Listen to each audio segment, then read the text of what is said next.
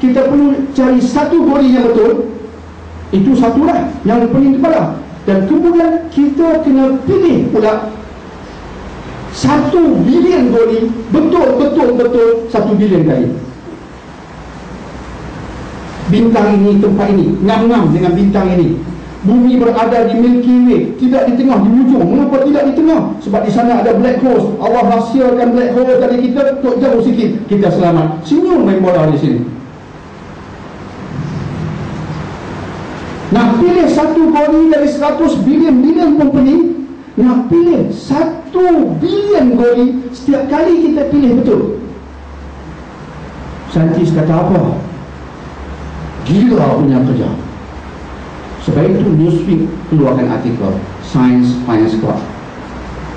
Semakin saintis menemui rahsia, semakin mereka kata tak mungkin ini berlaku tanpa Tuhan.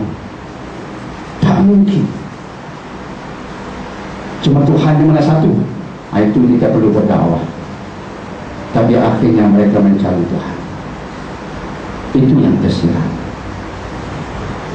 Sebab itulah saya mengatakan tadi bahawa otak penting dalam agama. Terlampau penting. Anda dan saya hanya boleh menjadi Muslim yang baik jika otak kita cerdas. Anda dan saya hanya boleh menjadi Muslim yang baik jika kita bukan pak turut membuta tuli. Pak turut membuta tuli tak boleh jadi orang Islam yang baik.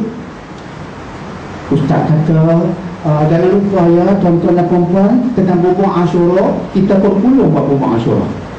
Tak boleh jadi Muslim yang baik pak turut membuta tuli, yang tak pernah mempertikaikan kenyataan orang, tak pernah minta dalil bukti, mereka tak mungkin jadi Muslim yang baik.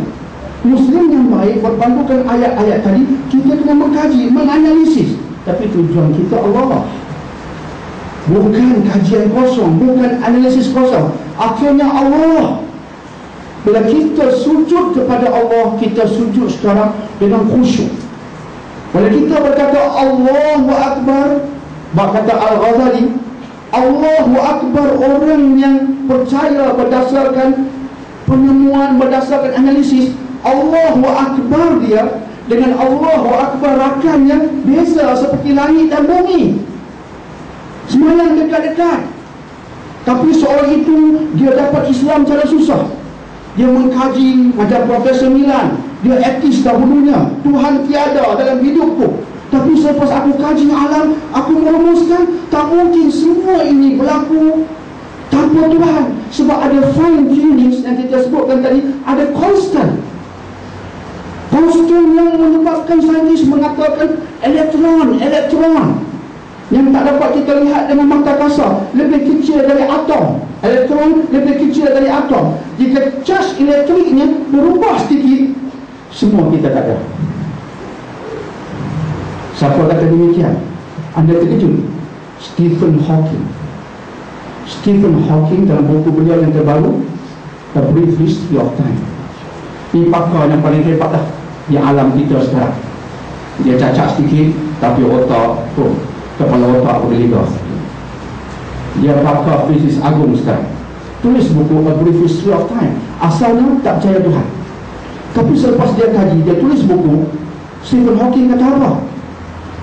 Selepas berlaku Big Bang, lahir elektron.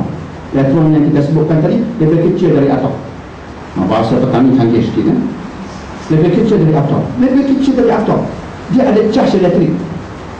Jika kuasa charge elektrik berubah kuasa banyak, kata Stephen Hawking, berubah sikit saja, alam ni tak ada macam ni, dan kehidupan kosong, zero.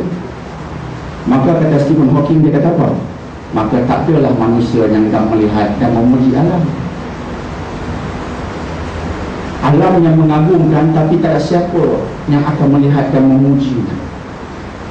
Tapi disebabkan charge-nya tepat, konstan, tak berubah. Setiap elektron begini charge dia, tak berubah, tak ada kebetulan, tepat. Sebab itu akhirnya ada hidupan, ada manusia hidup dengan aman, boleh berfikir, Alhamdulillah. There must be a divine power. rumusan Stephen Hawking.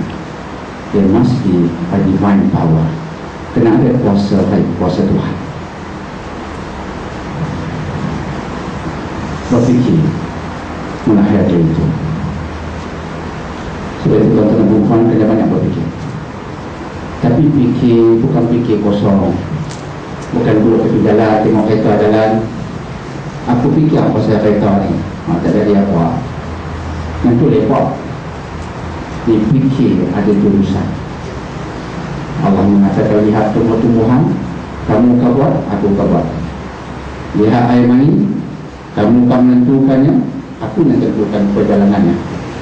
Tengok kematian, nyawa tiada, kerja siapa? Kamu ke aku? Fikir. Akhirnya kita beriman kepada Allah. Kita takbir, Allahu Akbar, Allah Maha Besar. Wow, ternyata kita agungkan Dia yang mencipta semua ini. Aku kerdil.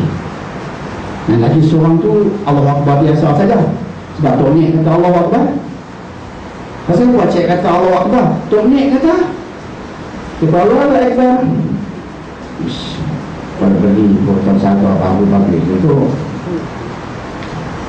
Itu besar lagi. Beza seperti langit dan bumi. Yang sebelahnya asal etis, tapi sekarang Muslim. Allahu Akbar. Wah, tenang. Yang bawahmu Allahu Akbar, fikir jagung kacang sebagainya. Beza seperti langit dan bumi. Sebab yang Allahu Akbar yang khusyuk itu, dia jumpa kebenaran dengan berfikir, mengkaji, membuat perbandingan. Akhirnya inilah dia kebenaran, tidak ada yang lain. InsyaAllah. Bukan jalan sabun. Inilah dia, tidak ada yang lain dalam konteks agama. InsyaAllah. Akhirnya semayang kita hebat. Barulah akhirnya semayang itu tanha anil fahsya wal munkar. Baru solat kita bermakna. Barulah surah Al-Ankabut ayat 45 terhasil. Al-Ankabut 45 terhasil. Inna salata tanha anil fahsya wal munkar. Salatmu bisa mencegahmu dari kemungkaran dan keji. Mengapa kita solat tiba-tiba tak mau buat jahat? Sebab keyakinan melahirkan solat. Bukan orang paksa. Awalan semayang, tak semayang nanti apa sebat. Lain. Mereka awalan boleh tak begitu. Tapi sampai pencen pun bini kena marah macam tu lagi. Abang tak semayang lagi. Apa ni lah? Makan cendol tak habis-habis. Malam tak. Sampai isteri pun kena marah. Makan tu kat abang, anak 10 orang. Macam mana nak kata sayang pada Islam? Tapi tidak. Dia buat sebab dia seronok. Akhirnya semayang itu mencegah dia dari muka. Dia berubah dari mat ramping jadi mat angin yang jujur beramanah. Itu perubahan berdasarkan kesedaran. Ini formula Islam. Orang buat benda muka. Apa Islam kata? Kadang-kadang kita rasa pelik. Bagi setengah orang dia mungkin kata tak boleh pakai ni. Allah kata semayang boleh mencegah dari muka dan keji. Artinya remaja buat muka keji itu, kalau berbandingkan ayat 45 Al-Ankabut dengan solat, dia berubah. Dia benci muka dan keji. Tak percaya ai. Boleh tak berlaku dengan solat? Lepas tu Assalamualaikum warahmatullahi, Assalamualaikum warahmatullahi. Tak suka muka keji. I tak percaya lah you, I tak percaya. I ingat cara lebih baik dia ada main basketball, volleyball. InsyaAllah. Solat ni tak buat tak apalah. Main bola sukan, suruh terkinja dengan artis sangat lebih berbaloi hidup dia. Waktunya lebih terisi. Solat ni tak apa, tak wajib pun tak apa. Kita wajibkan yang lain dulu. Ini dunia moden yang berfikiran seperti itu. Tapi Allah kata solat. Tapi solatnya macam mana? Kata Imam Abul Aliyah rahimahullahu ta'ala, dinukilkan semula oleh Hamka dalam tafsir Al-Azhar.